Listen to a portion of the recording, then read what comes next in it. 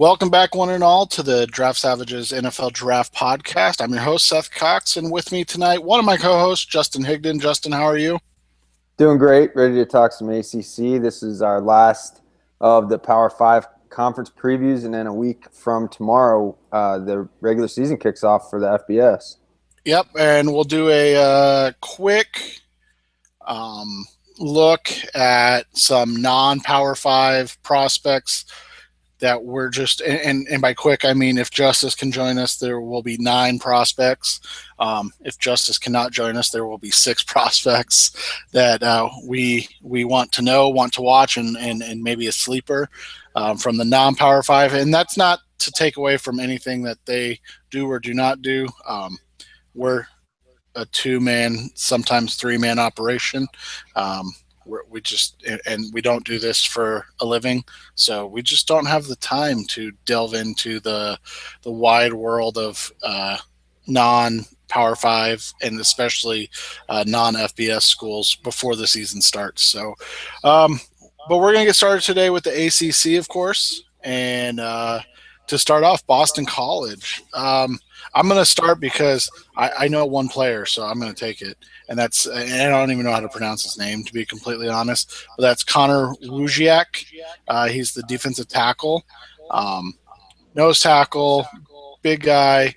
He's a prototype nose tackle, so I think you're going to see him drafted kind of later on in the draft.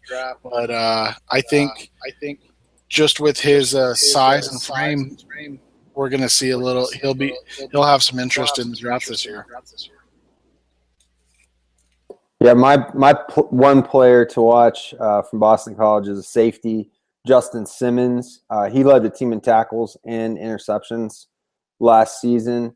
He appears on CBS Sports. They've got him kind of as an undrafted free agent type, but he's one of the more highly rated Boston College prospects that we see on there. So really, Boston College, they don't have a lot to discuss, and they really haven't for a couple of years. No, not really. And Simmons is a big kid, right? Like, he's really big, isn't he? Yeah, I've got him listed at 6'3", 198. So, you're always going to take the college listing with a grain of salt. But even at 6'3", even if you chop an inch off the kid, he's 6'2", and that's a big safety. So you're going to want him to run in the 4.6 range, because anything after that is going to be, that's doomsday for a defensive back. But if he can get into the 4.6 range, then I can see him hanging on as an undrafted rookie. He, unless he gets the Calvin Pryor treatment, he's only 5'11 and a half. So yeah, well, he doesn't go to Louisville. We'll get to them. All right. Nobody really else from Boston College, and that's not a shot at Boston College, but that's just the way it works. Sorry, guys. Very good school. Very good school. Yep, just not a great football program. Clemson, they are incredibly talented again. I'll let you go ahead and start this one off. I want to start with the corner, Mackensie Alexander. I think he's a redshirt. Better corners that I've had a chance to see in preseason scouting. I haven't looked a ton at ACC players, but Alexander was a guy who stood out. Ball skills. Really appears to have really good speed, and I think he's a player that's going to catch fire with the scouting community. We've heard about. We talked a little bit last week about how a guy like Vernon Hargreaves is maybe scouts aren't quite so high on him, but Alexander seems like a guy who scouts will be higher on the more they get a chance to see him this season. Yeah, Alexander obviously topped my list as well. Very talented player. Another guy that I think is going to get a ton of credit this year is Mike Williams. Another Mike Williams wide receiver. Oh, geez. Big play guy, vertical threat. I'm interested to see how we grade Clemson receivers going forward, because they've all been pretty good in the NFL so far. So what are we going to get, going forward? Yeah, Williams is a big kid in the same vein as Martavis Bryant a couple of years ago. but he is, you're going to want to see how fast he can run. We know Bryant went in the 4th round, and I think Williams is being projected higher than that. So Williams right now, I think a lot of draft nicks, a lot of analysts are pegging him as a day 2 guy with a chance to move up, and he could be one of the better receivers that we have in this draft.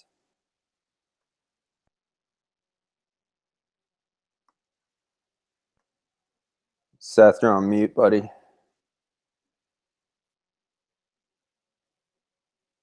Seth's on mute here.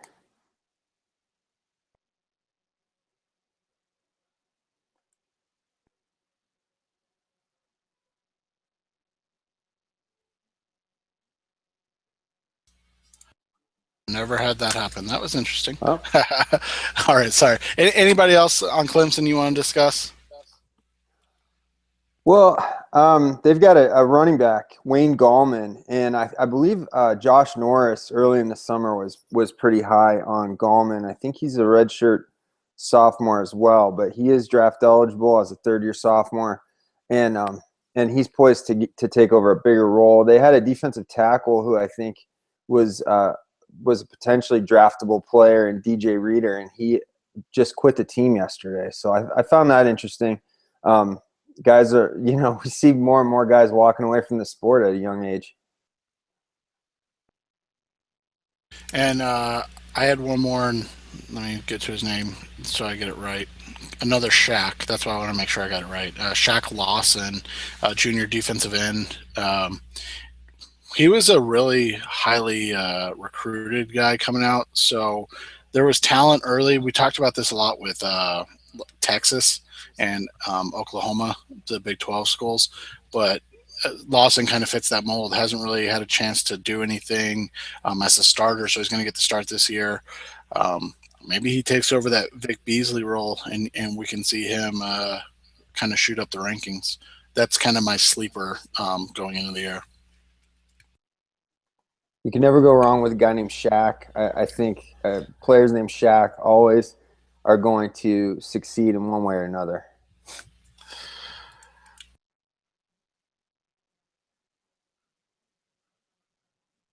Looks like we're again having some technical difficulties. Can you hear me now? Yeah, we got you. Duke, they're a talented football program all of a sudden. Maybe not in the upper echelon of the ACC, but definitely in the mid-tier. They also have some draft-eligible guys. What do you think? One player that's drawing a lot of attention in the preseason here is safety Jeremy Cash. He's another big safety. He's going to clear 6 feet.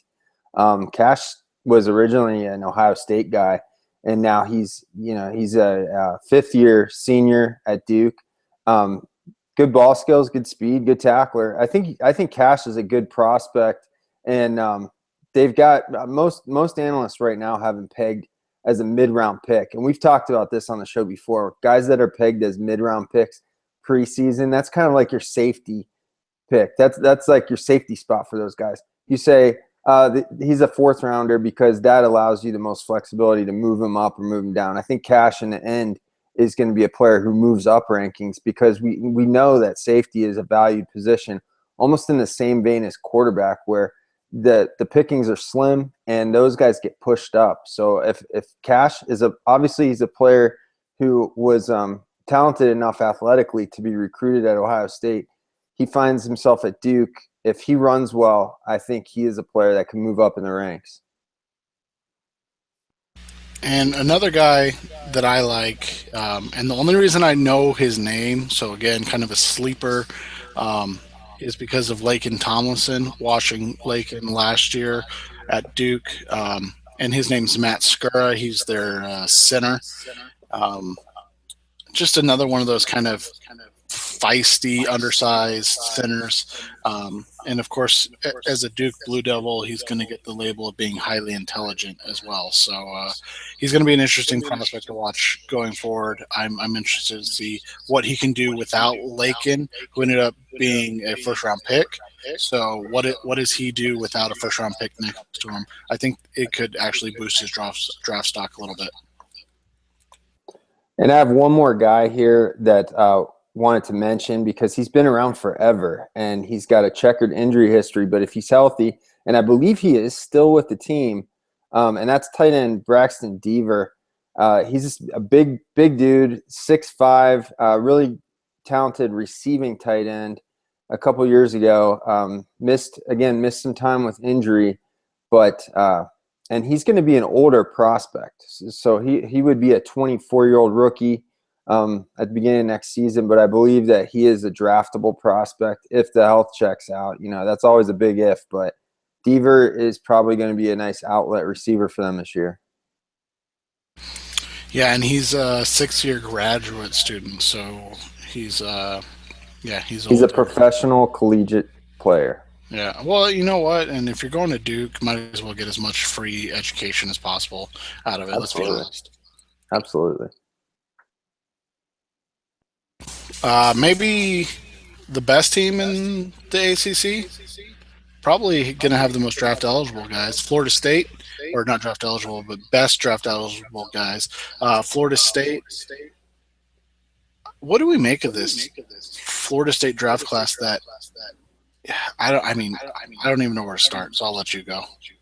The highlight player, the guy that I'm going to really key on is the defensive back Jalen Ramsey, because he's going to be playing more corner this year.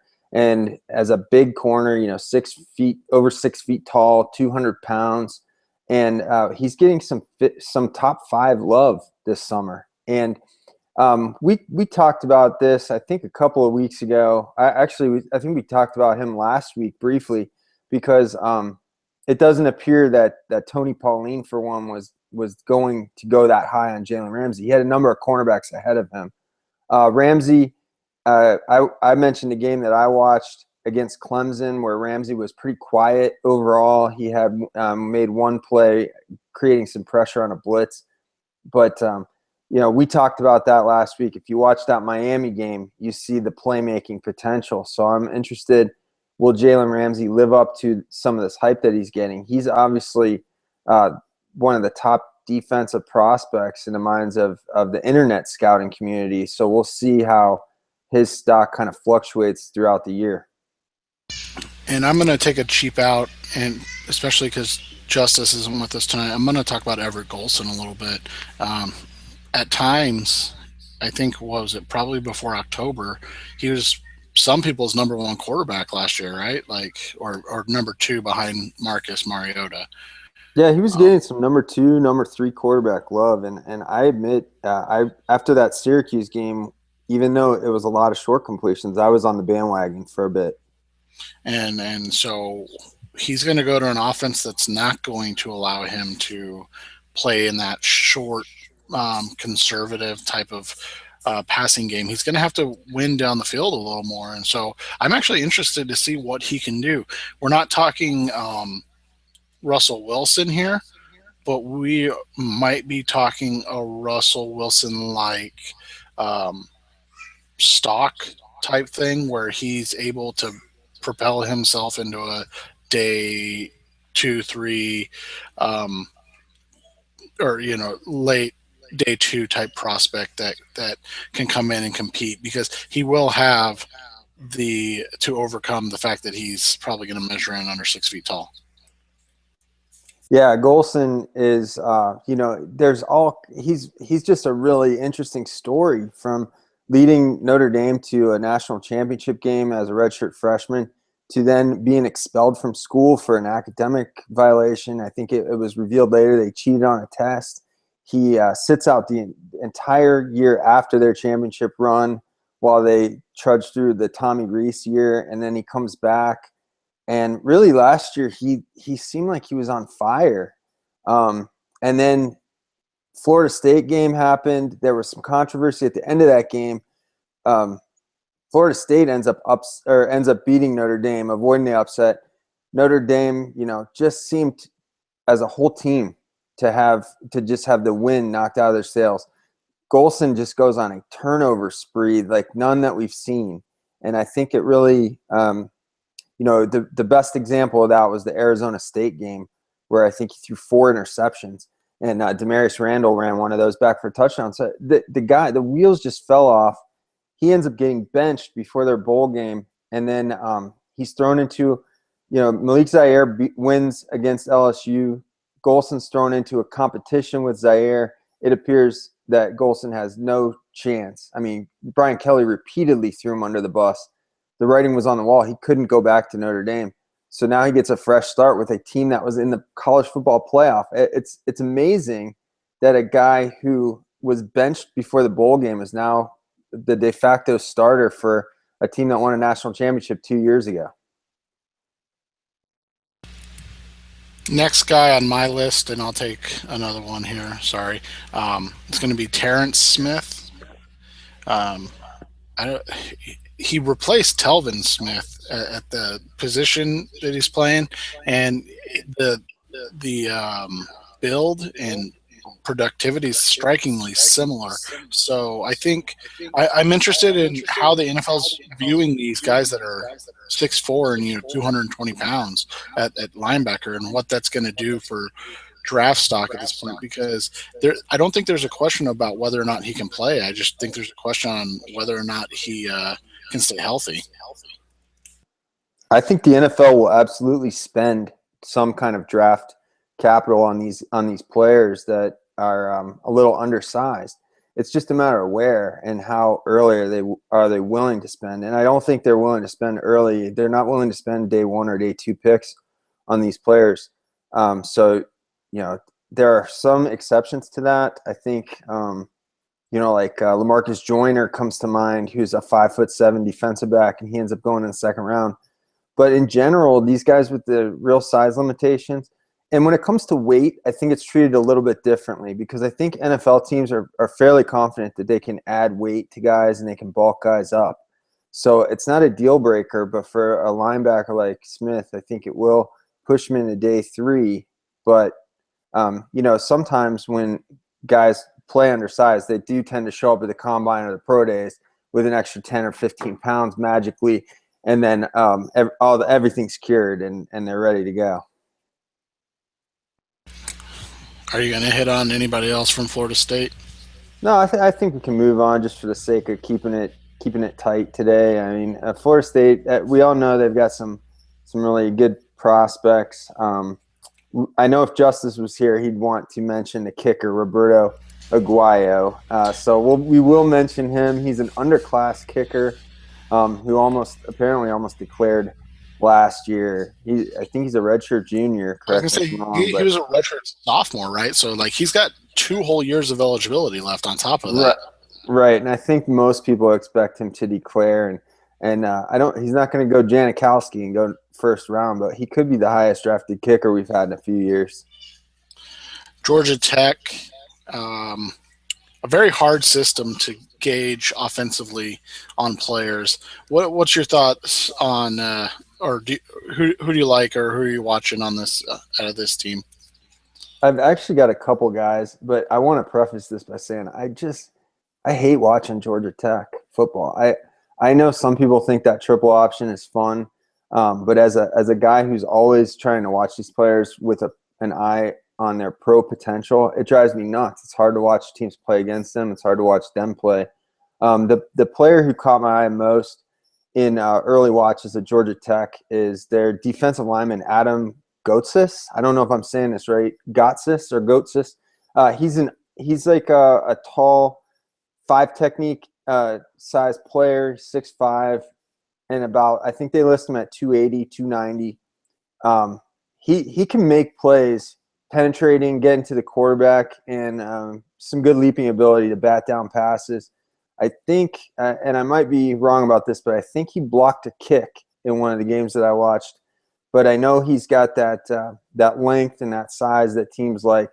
He's on the older side for a prospect. He's probably going to be he's going to be a 24-year-old rookie like some of these other guys, and that's always kind of on the edge.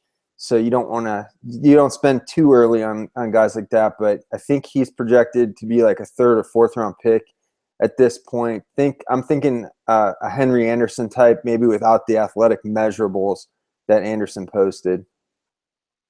I've read some crazy ideas that Ghostis will be like super athletic, and he's gonna test really well. So that's an interesting. Like I'm interested in him. I'm gonna stay on the defense side, and the guy I'm watching the most right now is a guy that didn't play last year because of academic reasons, but dude has put on 35 pounds over the last year and is now kind of playing defensive line. They list him at 6'2", 295. So he was at 6'2", 260 when he was making splashes 2 years ago. And that's Jabari Hunt days. And he's a redshirt senior, so this is his last year. So I'm interested. Anytime a guy misses a year and then comes back 35 pounds heavier, and I'm just interested to see what they do with him, because that is a position where we've seen a lot of good disruptive players go in the middle rounds, and then have kind of impactful marks. Geno Atkins in Cincinnati, and then Will Sutton has been getting rave reviews out of Chicago this offseason and in camp and preseason. So that's just another one of those kind of undersized defensive tackles that I'm interested to see play. You got anybody else from Georgia Tech? No, we'll leave it at that. But I was going to say another undersized defensive tackle that, like, along the lines of what you're talking about, Xavier Cooper comes to mind. He's having a really good preseason. So yep. I'm always interested in, and when you say a name that I don't even have on my list right now, that's we're talking deep sleepers here, because I've got like 1,200 names here. Yeah, and it's just interesting when a guy puts on 35 pounds, right? Like, yeah, 35 pounds is not a little bit of weight. We're not talking 10 to 15. So I want to. Yeah, exactly. I'll start with Louisville just because I want to bring up Devonte Fields, and I'm sure he's on everybody's list, but Devonte Fields was basically like a lock top 10 pick, 3 years ago or 2 years ago, whenever he stepped on the field at TCU, and then had his kind of amazing season. And then now when was the last time he played football? 2013 in college, or at D1 college, sorry. Like 2013, right? At junior college, community college level last year. But he actually was suspended for the season opener in 2013, and then he had a foot injury, and he really only played in 3 games that year. He actually was injured and he tried to come back and couldn't pull through. So really, we have not seen Devonte Fields in earnest since he was defensive freshman of the year at Big 12 in 2012.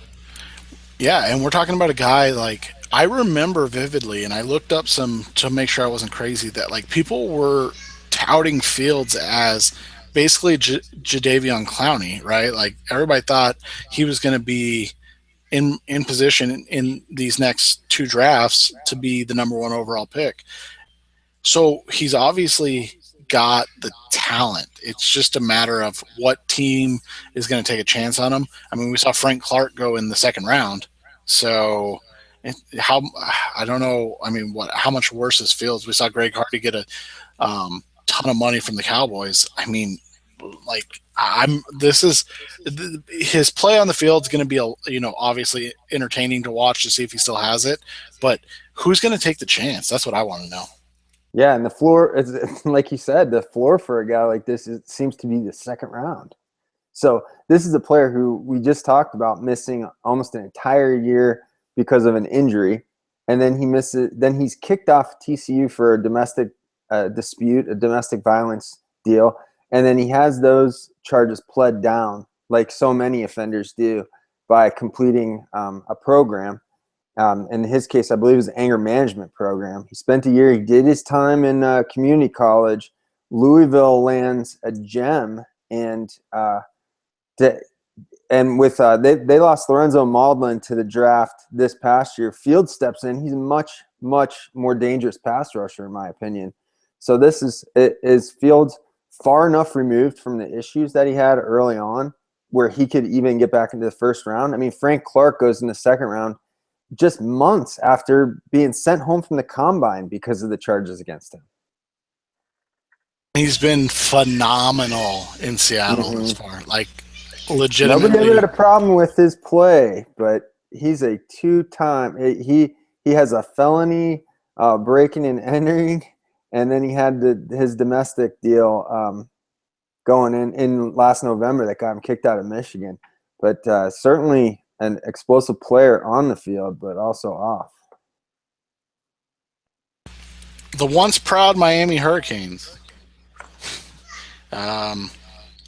I don't even know what to say about Miami anymore at this point. Like, I keep waiting for them to be great again. I don't know if it's going to happen under Al Golden. I'll start on this one again. Stacy Coley. And the only reason I bring up Coley is because I always have my list of Bruce Arians wide receivers early in the year, and he fits the bill because they list him at 6'1", so he's probably going to be 6 foot, but he's going to run a sub 4.4 40. So that means like right away that he's draft eligible for Bruce Arians. He's had some interesting work at quarterback for him over the couple of years. So we'll see what happens, especially now that Philip Dorsett's gone. He's going to be Brad Kaya's number one target kind of, so we'll see what happens. People would be talking about Brad Kaya this year, but he's a true sophomore, so he's not going to be draft eligible until next year. But Miami, a couple of the most highly touted guys on their defense just have never really kind of lived up to the hype. And that's the safety Deone Bush and a cornerback Tracy Howard. So my eyes are on those two guys. Can they regain, Howard was a 5-star recruit. Bush was a 4-star recruit. Can these guys kind of get to a place where they can justify some of that early hype and get into position to be maybe day 2 or early day 3 picks? But Miami just seems like lackluster. They're in like a funk right now, and they had some interesting players to talk about last year, including one of my favorite running backs, Duke Johnson. But this year, it's just not as exciting of a roster. No, and you took my other guy. I'm trying to think if I had anybody else. I don't think I do. I don't. Do you have anybody else? We can mention wide receiver Herb Waters. He's a player who I think has looked worse each year after looking promising early in his college career. 2 years ago, I thought he was going to develop into a player, and he kind of tailed off last year. But that reminds me of kind of Alan Hearn's career direction. And when he was at Miami, Waters is kind of built similarly, and he's kind of made some similar type of catches. So I think he has a shot to hang on to a roster if he can kind of get back to form that he had a couple of years ago. Built kind of that tall, skinny build that these Miami receivers have had lately. North Carolina, again, they've produced some nice players recently, but it hasn't really resulted in anything happening on the football field. Who do you got from North Carolina? The quarterback, Marquise Williams, is a player who is, getting on some of these lists for senior quarterbacks. To me, not a very impressive passer. And, he's a pretty good athlete. He makes a lot of plays with his feet, but I'm not sure he's a draftable quarterback. And I really wanted to get your take on that, because not only is Williams, he's not quite 6'3". I think he's just around 6'2". He's a solidly built guy. He's done really well statistically, but he's another player who's going to be a 24-year-old rookie. And I don't try and harp on that, but especially for quarterbacks, there's a lot of statistics that show that's kind of the age of no return, where as far as a prospect, you're not going to be the chances against you being a successful starting quarterback at the NFL level when you're 24 years old is slim and none. Right now, I can't see him being more than an undrafted free agent, kind of going the tryout route to make it with a team. The Tar Heels have kind of a pair of talented interior offensive linemen. I'll hit them both, but Landon Turner, he's a redshirt senior guard. He started over 25 games already at North Carolina, so he's a talented player. I've seen some people already call him the best interior offensive linemen in the draft, which is interesting. Like pure interior offensive lineman, not somebody that we're going to move from tackle already. So that's an interesting one to me. I've heard some people compare him to Laken Tomlinson already. So again, that's pretty high praise because I thought Tomlinson was pretty good. So one to I've watch. been shaking my head on that one because I watched Turner in particular during the bowl game last year, and they were playing Rutgers, and he just wasn't that impressive. I don't see the type of Laken Tomlinson really tested very well. I don't know that Landon Turner is going to have that in him. So he's a guy I think most consider their top draftable prospect, though, right? Yeah, but that's what I was going to kind of hit on is that I don't know if I don't like Caleb Peterson more, the other guard that that they have there, and he's a junior, so um, I'm interested in watching these guards this year because anytime you get two guards that kind of make their top draft eligible list, you're expecting a pretty good running game, and so I'm going to be interested to watch North Carolina this year and what they have. We should mention wide receiver Quinshad Davis. He's coming back after suffering a broken leg during their bowl game, and so he's going to start out with there's just going to be a lot of skepticism, as there always is with a guy who ended. I mean, it wasn't that long ago that he suffered a really ugly looking injury. So automatically you think a name like Austin Hill comes to mind, or someone like that. Kason Williams, guys in the last couple of years who looked like promising prospects at a receiver, and then who suffered some serious injuries and never really quite brought it all the way back. So Davis is a player that teams are going to watch to see if he can gain some of that spark that he lost. North Carolina State. I was waiting on Charles to see if he was going. He said he was going to try.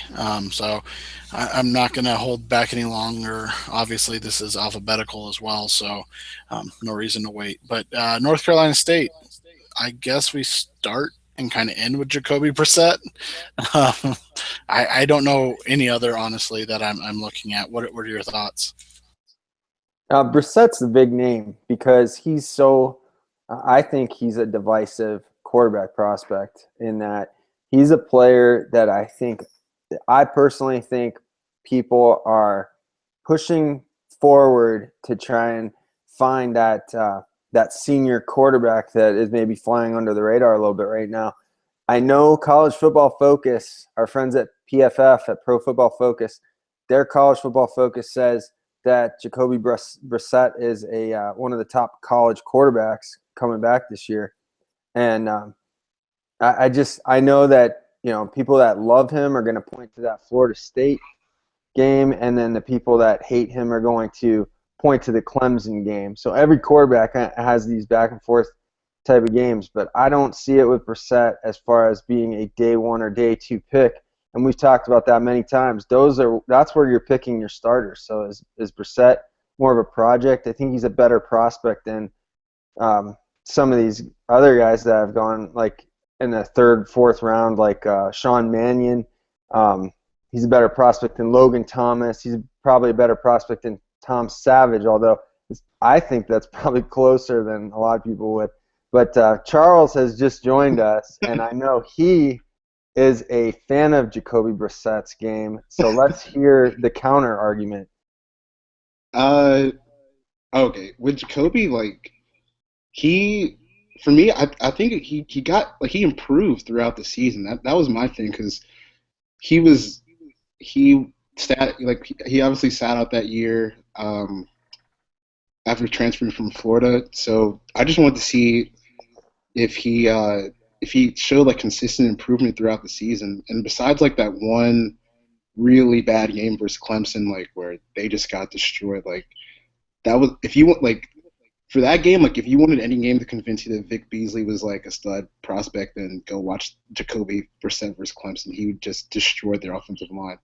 Besides that game, I was pretty impressed with how he played from the first game versus Georgia Southern, that comeback win, all the way to the last game versus UCF in the bowl game. And I'm not sure if he's if he's a bona fide day one pick yet, but I don't know if any of these quarterbacks are, to be honest. So I would take a flyer on him, day two right now, probably like round 3, just based off like the fact that he improved from game 1 to the bowl game last season, and he was a huge positive force on NC State's offense because they were 3-9 before he got there, and they finished 8-5 at the bowl game win his first season as a starter. So if he can improve off, like the foundation he set this past year, I think he's a guy that could probably develop into a starting caliber quarterback, which is probably all you're getting out of this class from what we've seen in their sophomore tape.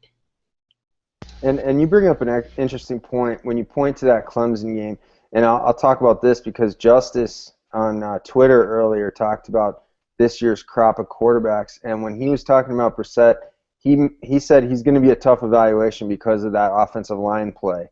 And you can also maybe throw in the running back play, although that might be just another symptom of the line play. So do they have those other weapons to surround Brissett to give him a fair evaluation?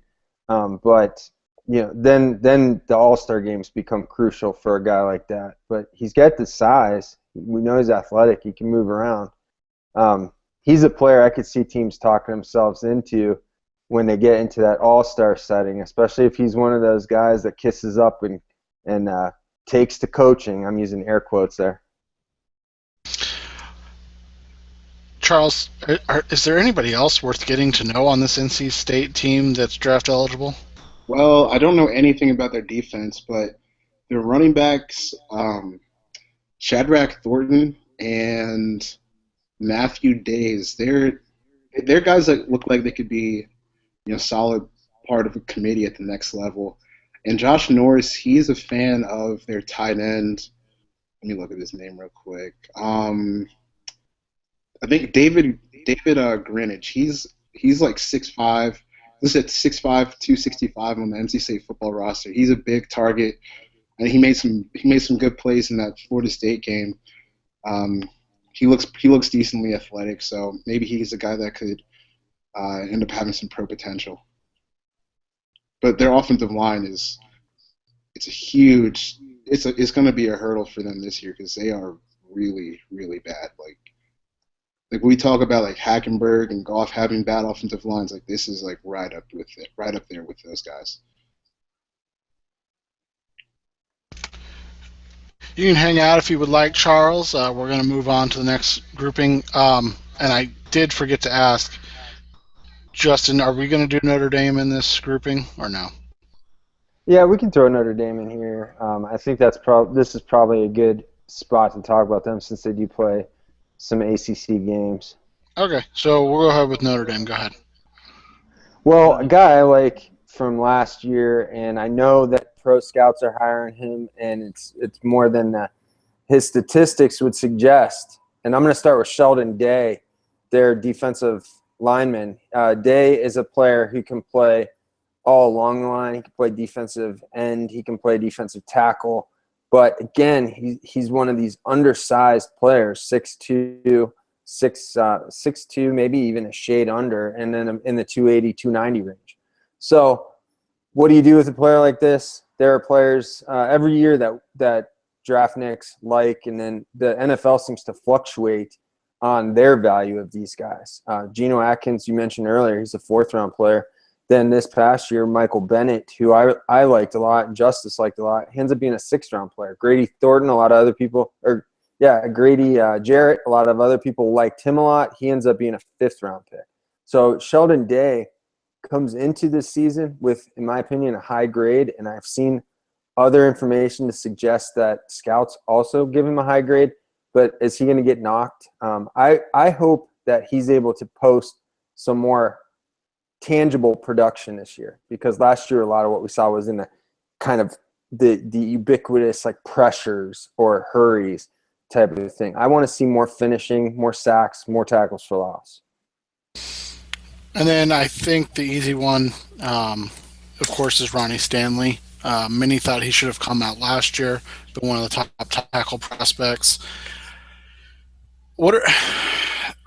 Stanley, I think he's a good ball player. I'm interested to watch him again this year because that offense is not exactly conducive to you know, deep drops and things of that nature.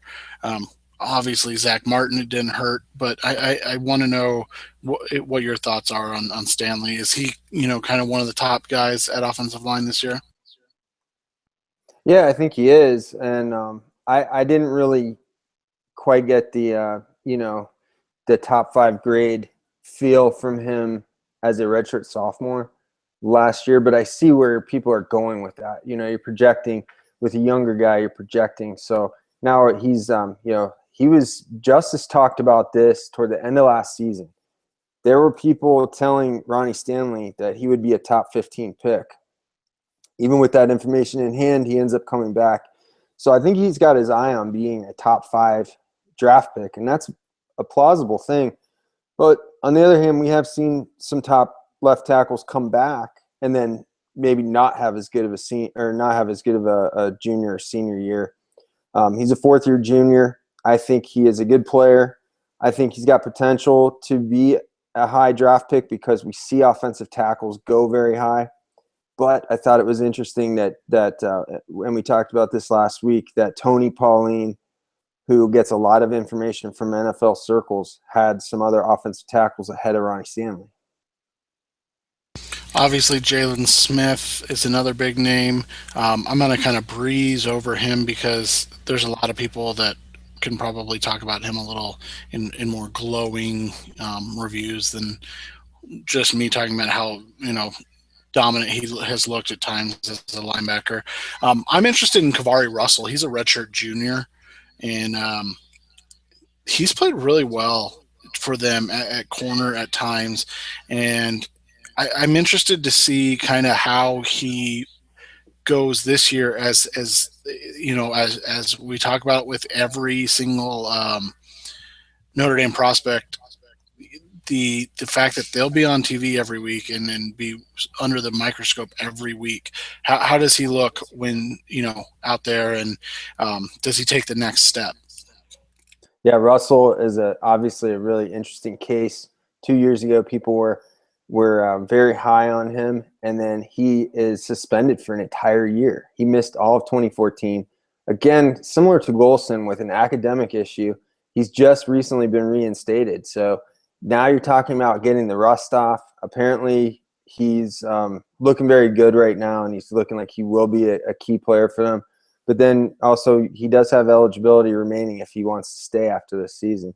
And while we're talking about the pass game, we've got to mention these Notre Dame receivers. Will Fuller, who I think he either tied or broke the school record last year with receiving touchdowns. He had 15 receiving touchdowns, but he's one of your Bruce Arians type of receivers, Seth. He's 6 feet tall, listed there, about $180 soaking wet, but he can fly. And then we have David Robinson's son, Corey Robinson, and he's going to be the go-to, like the tall red zone threat, 6'4". And you can see he's got some of his father's basketball training because he's got those strong hands, and he puts himself in really good position to get to fight for the ball. So he plays receiver like a rebounder in those close quarters. All right, we'll get moving on these last couple outside of Virginia Tech because there's not a whole lot of guys to talk about. The Pitt Panthers, obviously, I'll go first with Tyler Boyd, maybe the best receiving prospect in the draft this year. He's done it with not, a lot of talent around him, especially throwing him the ball. He's going to continue to put up numbers. I mean, you're talking about a guy that's put up over 1,000 yards in both of his seasons at Pitt. I'd be shocked if he came back for a senior year, barring, God forbid, an injury. Yeah, it sounds like a foregone conclusion that Boyd's going to be gone after this year. But he doesn't have the build of some of these high, top 5 type of receivers that we've seen. I mean, more along the lines of he's a thinner guy. I'm not sure that his really high grades are quite justified at this point. And I see him more as a maybe like second round type of receiver than I do as where some people are putting him. But sticking with guys that I think are gone after this year, the running back James Conner, he is that big power back, 250 pounds, taller guy, and he's even moonlighted on the defense. So it's an interesting prospect. What do you think about Connor's prospects? Because he's going to run like a 4.7. I think he's kind of like Malcolm Brown this year. He's not as athletic as Malcolm Brown, but I think he's a definite like between the tackles type guy that understands how to keep the offense in rhythm and on time. And I think a better comparison probably is David Cobb.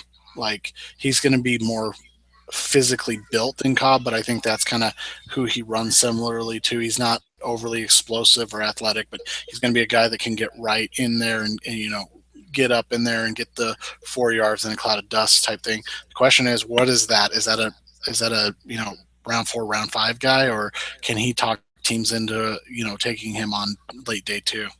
Yep. Syracuse, you got anybody? Because I don't. I'll just mention real briefly. I'm interested to see how their quarterback Terrell Hunt does. He showed me a little something last year before he got injured and ended up out for the year. He's a big, solid 6'3", 230-pound quarterback with a strong arm.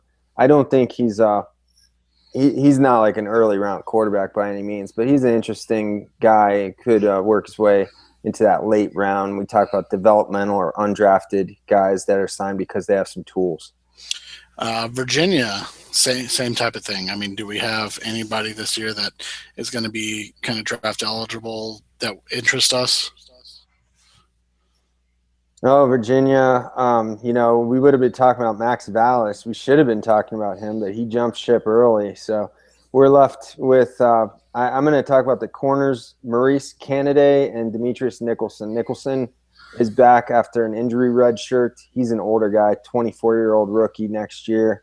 Canaday is the taller guy, 6'2", 185. So the defensive backs, they've got the height, they've got some size. We'll be interested to see how if they can make plays on the football. But I think both of those players, to me, are draftable if they're healthy. And I'll skip Vautech, and we can come back to them to end. Wake Forest, do you have anybody?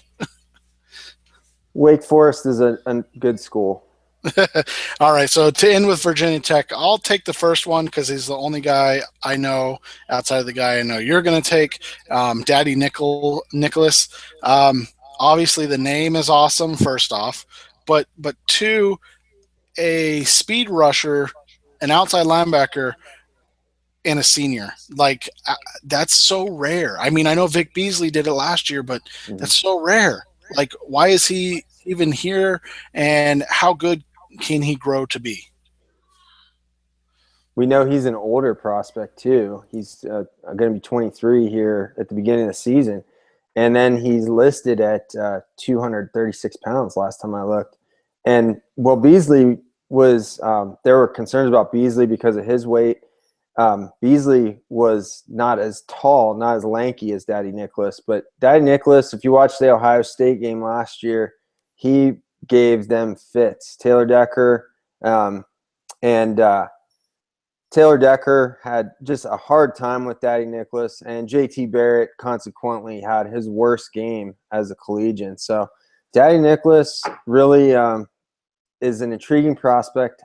I've seen people trying to pump him up as maybe a number 1 pick, maybe even a better defensive prospect than Joey Bosa. I'm not ready to make that jump, especially because he is on the older side. So but they do have Virginia Tech's always got some interesting defensive players. And that first game against Ohio State on the road at Blacksburg at night on Labor Day, I would be lying if I said I wasn't a little bit worried about what the Buckeyes are going to do that night, especially considering how last year's game turned out in Columbus.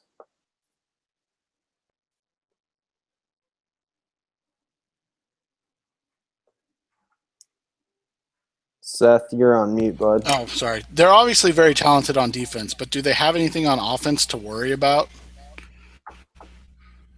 Well, I think Bucky Hodges, the tight end, is my favorite offensive prospect that they have because he really posted some big numbers last year as a redshirt freshman. And he's 6'6", about 250 pounds, and he can run. He's a former high school quarterback. So where have we heard that before with Virginia Tech prospects? 6'6", 250, former quarterback moving to tight end. I don't see Hodges moving back to quarterback like Logan Thomas did. Hey, you leave Logan Thomas out of this. Yeah, right. It does seem like we've heard it through the grapevine. Bucky Hodges, redshirt sophomore, this might be his last collegiate season. So something to keep in mind. All right. Well, that'll end it tonight. Sorry for a little technical difficulties at the end. I got to get ready for a football practice, so I'm trying to get dressed and get ready to go at the same time as we end the show. Thanks for listening. Check us out on iTunes and Stitcher Radio. We'll be back next week, talk a couple non-FBS guys, and get our first preview show of the year, so it should be fun. Tune in Saturday, North Dakota State quarterback Carson Wentz. That's the first football of the season. So check it out and join us next week. All right. Thanks, guys. Have a good night, everybody. Good night.